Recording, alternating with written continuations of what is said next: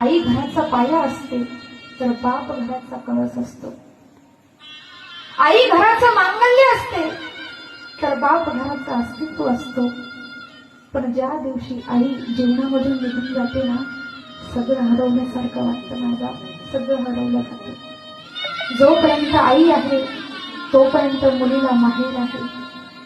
ज्या दिवशी माहेरातून आई निघून गेली ना, त्या दिवशी विसरून जा, तुमचं माहेर तुमच्यासाठी संपलं आहे.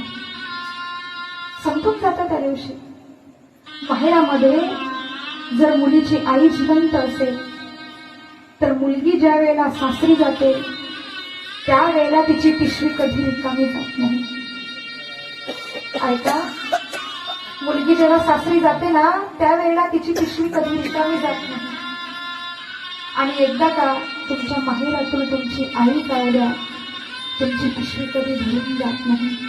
तुमची पिशवी कधी भरून जात नाही. आणि म्हणून जोपर्यंत आई आहे तोपर्यंतच माहेर आहे असं म्हटलं जातं. ऐका मॅडम, जीवनामध्ये आई का महत्वाची आहे हो? आई ही या लेकराला घडवत असते, लहानाचं मोठं करते.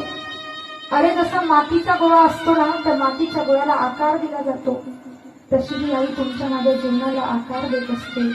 तुमचं माझं जीवन घडवणारा शिल्पकार म्हणजे आपली आई असते, म्हणजे आपली आई असते.